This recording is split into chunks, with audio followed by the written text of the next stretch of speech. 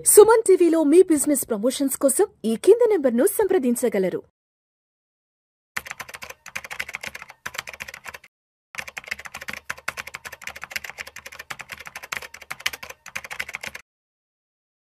నమస్తే, welcome to Vishnu talks. నేను విష్ణు. ప్రస్తుతం నాతో పాటు ప్రముఖ స్టాక్ మార్కెట్ అనలిస్ట్ రామచంద్రమూర్తి గారు ఉన్నారు.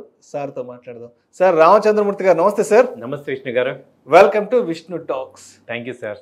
సో రామచంద్రమూర్తి గారు, ఒక్కసారి ఇవాళ మార్కెట్ క్లోజింగ్ ఎక్కడుందో చూద్దాము.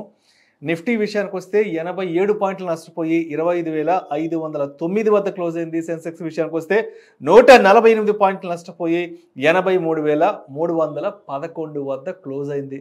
సో ఏంటంటారు, ఇవాళ ప్రధానంగా ఏ స్టాక్స్ బాగా అమ్మకాల ఒత్తిడికి గురయ్యాయి అంటారు? దానికి గల కారణాలు ఏంటనేది ఒక్కసారి మన ఆడియన్స్తో షేర్ చేసుకోగలరు? థ్యాంక్ యూ అండి. యాక్చువల్గా మీరు అన్నట్టు 25,500 దగ్గర మా మార్కెట్ వచ్చింది నిఫ్టీ. యాక్చువల్గా ఇది లాస్ట్ 3-4 డేస్ నుంచి కూడా బాగా ఫాలో అవుతుంది. అంతకుముందు హై వచ్చి 26,300 దాకా వచ్చింది. అంటే మనం ఆ టైంలో అనుకున్నాం ఇంకొక 1% ఆల్ టైమ్ హైకి గ్యాప్ ఉంది. దీపావళి తర్వాత బాగా ర్యాలీ వచ్చింది. సో అనుకొని చూసేలోపు లాస్ట్ 3-4 డేస్ నుంచి కూడా ఒక వరల్డ్ మొత్తం మీద ఒక అన్సర్టనిటీ అనేది ఒకటి క్రియేట్ అవుతుంది. సో దానివల్ల ఏమవుతుందంటే మార్కెట్లో అందరికీ కూడా ప్రాఫిట్ బుకింగ్ చేసుకుంటున్నారు ఎక్కువ మంది. అలాగే ఐటీ కంపెనీలు మేజర్గా డౌన్ అవటం వల్ల మేజర్ ఐటీ డ్రాగ్ అవుట్ అవుతుంది. అలాగే ఆటోమొబైల్ సెక్టర్ కూడా ఫాల్ అయినాయి.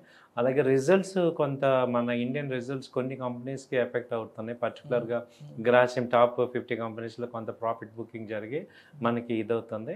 అందుకని మెయిన్ రీజన్ కూడా ఒకటి తెరపైకి వస్తుంది. మీ దాకా వచ్చిందా? మార్కెట్లకి మరో ఉపద్రవం రాబోతుందంటూ కూడా నాకైతే అనిపిస్తుంది. ఎందుకంటే మళ్ళా మార్కెట్లు కొంత నష్టాలని చవి చూస్తున్నాయి.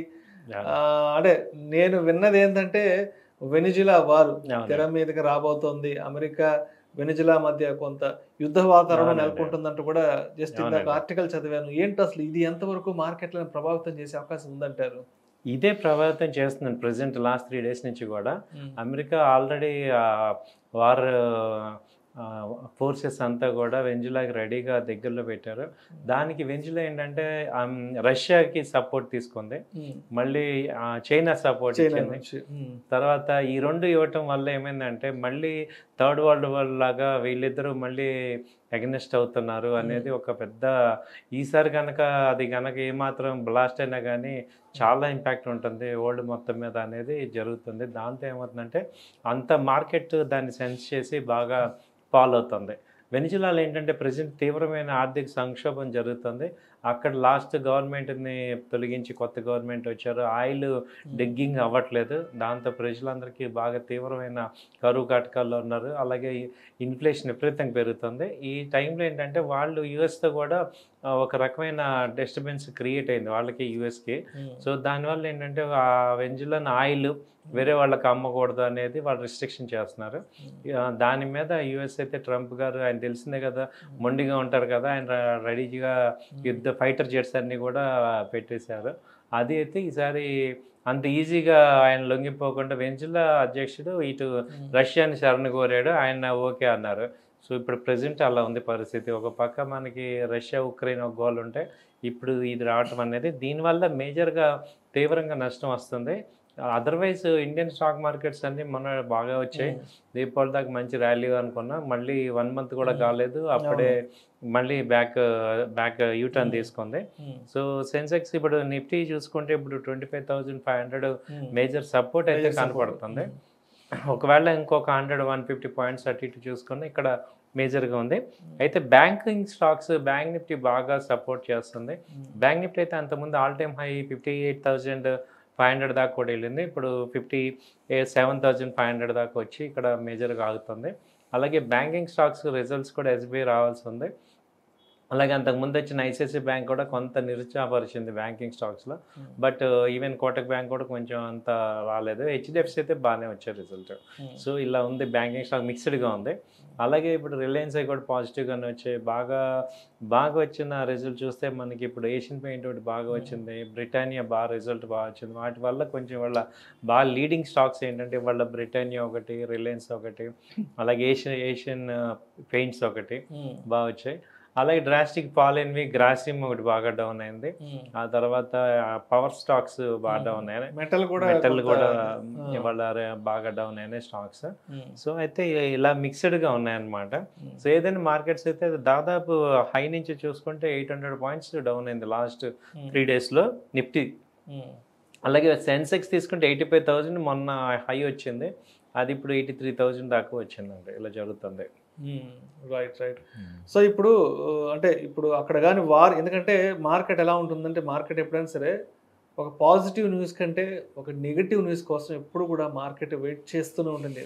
దలాల్ స్ట్రీట్ ఎప్పుడు కూడా నెగిటివ్ న్యూస్ల మీదే ఫోకస్ ఎక్కువ ఉంటుంది. ఎక్కడో ఏం జరుగుతుంది, ఎక్కడ ఏం జరగబోతుంది అంటూ కూడా ఆ నెగిటివ్ న్యూస్ని క్యాప్చర్ చేసుకోవడం కోసం మార్కెట్ ఎప్పుడు రెడీగా ఉంటుంది. కాబట్టి ఇప్పుడు ఆల్మోస్ట్ వెనిజులాకి సంబంధించి, అమెరికాకి సంబంధించిన యుద్ధానికి సంబంధించిన న్యూస్ ఆల్మోస్ట్ అంత రీచ్ అయిపోయింది. కాబట్టి ఒకవేళ అక్కడ అంత సీరియస్గా అంటే ఈ యుద్ధం కనుక స్టార్ట్ అయితే, ఇద్దరు కనుక ప్రతి దాడులు కనుక చేసుకుంటే ఇక్కడ గట్టిగా ఇంపాక్ట్ అయ్యే సెక్టార్స్ ఆర్ స్టాక్స్ ఏముంటాయి పర్టికులర్గా మన ఇండియన్ మార్కెట్లో?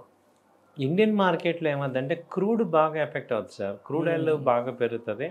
సో గోల్డ్ సిల్వర్ ఇంకా ర్యాలీ వచ్చేస్తాయి. దాంతో అన్ని మార్కెట్స్ ఇండియన్ మార్కెట్స్లో మేజర్ కంపెనీస్ అన్నీ కూడా ఎఫెక్ట్ అవుతాయి.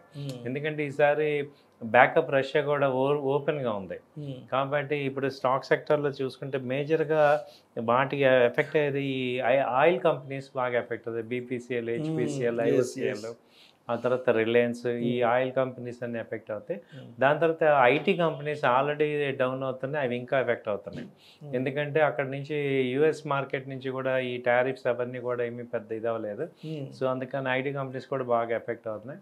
తర్వాత ఇంకొక రంగం ఏంటంటే ఈ మెటల్స్ కానీ, ఇప్పుడు ఎఫ్ఎంబి కంపెనీస్ అన్నీ ఎఫెక్ట్ అవుతున్నాయి. ఏవైతే వీక్ రిజల్ట్స్ ఉన్నాయో అవన్నీ ఇంకా ఎఫెక్ట్ అవుతున్నాయి అన్నమాట. సో ఏదైనా కొంచెం జాగ్రత్తగా ఉండాలి.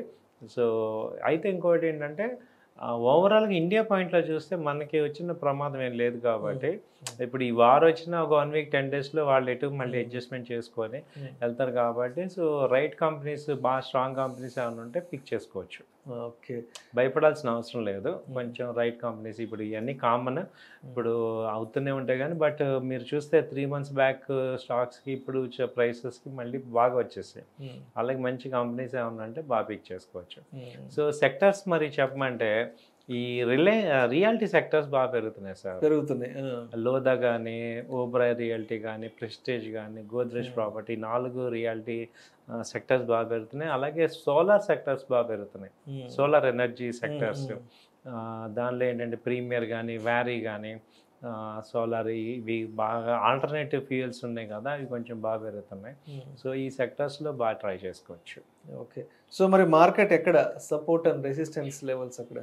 మ్యాక్సిమం ఇప్పుడు 25,500 నుంచి 25,300 మధ్యలో మేజర్ సపోర్ట్ ఉంది సార్. ఒక 200 పాయింట్స్. ఇంకా రేపు ఫ్రైడే కూడా ఇంకా కొంచెం డౌన్ అవ్వచ్చు. ఇక మండే నుంచి పిక్ చేసుకునే ఛాన్సెస్ ఉన్నాయి. 25,300 మేజర్ సపోర్ట్ కనపడుతుంది. సో రెసిస్టెన్స్ అయితే 25,700 నుంచి 900 వరకు రెసిస్టెన్స్ ఉంది. సో ఈ రేంజ్లో ప్రెజెంట్ అవుతుంది. సో అదేవిధంగా రామచంద్రమూర్తి గారు 2025 ఇయర్ ఎండింగ్ కూడా వచ్చేస్తున్నాం. కాబట్టి ఆల్మోస్ట్ ఈ సంవత్సరం అంతా almost last year November, December నుంచి ట్రంప్కి సంబంధించి దగ్గర ఒక 10 to 11 months అట్లీస్ట్, అంటే ఆల్మోస్ట్ ఒక 1 year ట్రంప్తో మార్కెట్లు బాగా ఇబ్బంది పడ్డాయి. మార్కెట్ ఫాల్ జరిగింది. కాబట్టి ప్రస్తుతానికి అయితే మాత్రం ట్రంప్ ఎఫెక్ట్ అనేది కొంత మనం అంతా సైడ్ చేసుకుని అన్ని డైజెస్ట్ చేసుకొని కూడా ఎక్కడికక్కడ డిస్కౌంట్ చేసుకుంటూ ప్రస్తుతానికైతే మార్కెట్లు బాగా నడుస్తున్నాయి, మంచి ర్యాలీలో నడుస్తున్నాయి. కాబట్టి సో ఇవన్నీ కూడా దృష్టిలో పెట్టుకుంటే నెక్స్ట్ 2-3 నెలల తర్వాత అంటే 2026 నాటికి మార్కెట్ ఎలా ఉండే అవకాశం ఉందంటారు? 26కి ఏమవుతుందంటే అండి, ఇప్పుడు ఈ మార్కెట్ యొక్క అన్స్టెబిలిటీ అంటే బయట జరిగే ఎఫెక్ట్ అని డైజెస్ట్ అయిపోయింది ఇండియన్ మార్కెట్కి. ఎందుకంటే మనం ఇవాళ టారిఫే మేజర్ ఎఫెక్ట్, బట్ దాన్ని కూడా డిస్కౌంట్ చేసి మనం బయటపడ్డాము అంటే మన వరల్డ్ మనకి ఇప్పుడు ఉన్న పొజిషన్ ఊరికి వచ్చింది కాదు, ఒరిజినల్ పవర్ అనేది అర్థమవుతుంది వరల్డ్లో కూడా. కాబట్టి ఏమవుతుందంటే మన కంపెనీస్లో పర్టికులర్గా మన సెక్టర్స్ అన్నీ కూడా ఇంకా బాగా పెరుగుతాయి. రెండోది ఏంటంటే ఇవాళ ఎఫ్ఐఎస్ వస్తేనే మార్కెట్లు పెరిగే పరిస్థితి లేదు. ఎందుకంటే ఎంటర్ అవుతున్నారు. అలాగే మ్యూచువల్ ఫండ్స్ నుంచి విపరీతమైన ఎస్ఐపిస్ వస్తున్నాయి. కాబట్టి ఏంటంటే ఈసారి ఈసారి బాగా పాజిటివ్గా ఉండే ఛాన్స్ ఉంది. ఎందుకంటే 2026లో మేజర్ ట్రబుల్స్ అన్నీ కూడా సాల్వ్ అవుతాయి. ప్లస్ ట్రంప్ కూడా ఫస్ట్ 1 year గోల్ చేసి తర్వాత నార్మల్ అయిపోతాడు, సైలెంట్ అయిపోతాడు ఆయన. ఎందుకంటే ఇంక 3 ఏళ్ళే ఉంటుంది కాబట్టి వాళ్ళు సైలెంట్ అయిపోతారు. కాబట్టి ఇంకా పెద్ద ఎఫెక్ట్ ఉండదు. సో అన్ని పాజిటివ్స్ ఎక్కువ ఉంటాయి కాబట్టి సెలెక్ట్ కంపెనీస్లో చూసుకుంటే బాగా వచ్చే ఛాన్సెస్ ఉంటాయి. Right right. సో అయితే మరి అంటే ఇప్పుడున్నటువంటి గవర్నమెంట్ పాలసీస్ అయితే కానీ అదేవిధంగా గ్లోబల్గా నేషనల్గా ఉన్నటువంటి న్యూస్ లాంటి వీటన్నిటిని దృష్టిలో పెట్టుకుని సో ఇప్పటి నుంచి ఒక నెక్స్ట్ 1 yearకి అంటే మనం ఒక లాంగ్ టర్మ్ ఇన్వెస్ట్మెంట్ పెట్టుకోవాలంటే ఏ స్టాక్స్ ఏ సెక్టర్స్ కొంత ఫేవరబుల్గా ఉండొచ్చు అంటారు నెక్స్ట్ 1 year వరకు? ఇంకా మీరు అడుగుతున్నారు కాబట్టి సార్ ఇంకా క్లియర్గా చెప్తున్నాను. ఇప్పుడు మనం ఇంకొక 5 years పాయింట్లో చూసుకుంటే అసలు లాస్ట్ 2020లో ఇండియా వచ్చి 1 trillion ఎకానమీ, ఇవాళ 5 trillion. 2030కి 15 trillion అవుతుంది. కాబట్టి వెల్త్ క్రియేషన్కి నెక్స్ట్ 5 years చాలా గోల్డెన్ పీరియడ్. ఎందుకంటే 2027లో రైల్వే బుల్లెట్ ట్రైన్స్ వస్తున్నాయి. సో మనం ఊహించని మార్పులను జరుగుతున్నాయి. ఇన్ఫ్రాస్ట్రక్చర్ అంతా ఇది అవుతుందంటే 8 laner రూట్స్ వస్తున్నాయి. సో ఇన్ఫ్రా కంపెనీస్ అన్నీ విపరీతంగా పెరుగుతాయి. అలాగే సిమెంటు, ఆటోమొబైల్, సిమెంట్ స్టాక్స్ కానీ, కన్స్ట్రక్టివ్ ఎక్విప్మెంట్ ఇవన్నీ బాగా వస్తాయి. తర్వాత ఎలక్ట్రికల్, తర్వాత మీకు ఈ 2027 కల్లా ఈ ఎలక్ట్రికల్ వెహికల్స్ దాదాపు 30% ఆక్యుపేషన్కి వస్తాయి, ఫుల్ ఫ్లెడ్జ్డ్గా ఆన్లోడ్ వచ్చేస్తారు. కాబట్టి ఇవన్నీ మీరు అడుగుతున్నారు కాబట్టి నేను చెప్పేది ఏంటంటే ఇప్పుడు ఈ యుద్ధాలు ఇవన్నీ కూడా టెంపరీ. అసలు రియల్ ఫోకస్ చేయాల్సిన సెక్టర్స్ మనం ఇప్పుడు మాట్లాడుకుంటున్నాం, మన ఆడియన్స్కి మంచి చేద్దామని. సో ఈ సెక్టర్స్, సోలార్ సెక్టర్ ఒకటి, ఎలక్ట్రికల్ వెహికల్ సెక్టర్స్, ఈ బ్యాటరీ సెక్టర్స్, ఇలా మీరు చూసుకుంటే ఈ సెక్టర్స్ బాగా పెరుగుతాయి. కాబట్టి వాటి మీద మీరు ఫోకస్ చేస్తే మంచి వెల్త్ క్రియేట్ చేసుకోవచ్చు. రైల్వే సెక్టర్ కూడా ఇప్పటి నుంచి అక్యుములేట్ చేసుకుంటే మంచి గ్రోత్ వస్తుంది. డిఫెన్స్ సెక్టర్ ఒకటి బాగా తగ్గుతుంది, డిఫెన్స్ కూడా మంచి అవుట్పుట్ వస్తుంది. సో అయితే రేపు మరి 7th November మరి శుక్రవారంకి మార్కెట్లు ఎలా ఉండొచ్చు అంటారు? రేపు మార్కెట్లు ప్రారంభమయ్యే సమయానికి అటు traders or investors market opening bell టైంకి ఏ విధంగా సిద్ధంగా ఉండాలి రేపటికి మాత్రం? రేపటికి ఏంటంటే ఇవాళ లో కనుక బ్రేక్ డౌన్ అయిందంటే మాత్రం ఇంకో 200 points డౌన్ అవుతుంది సార్. 23,300 అలా వస్తుంది. అంటే ఇవాళ క్లోజింగ్ లోని కనుక సపోర్ట్ తీసుకుందంటే 25,700 రేపు మంచి ర్యాలీ వస్తుంది. ఫ్రైడే జనరల్గా ఏమవుతుందంటే ఐదర్ ప్రాఫిట్ బుకింగ్ అవుతుంది లేకపోతే యాడింగ్ అన్న అవుతుంది. కాబట్టి 200 points కనీసం 150 points ± అయితే అవుతుంది. సో టెక్నికల్గా ఏంటంటే బిలో లో అయితే లోయర్ లోస్ డౌన్ ట్రెండ్ వచ్చేస్తుంది. సపోర్ట్ తీసుకుంటే ఫాల్స్ బ్రేక్ డౌన్ సపోర్ట్ తీసుకుంటుంది.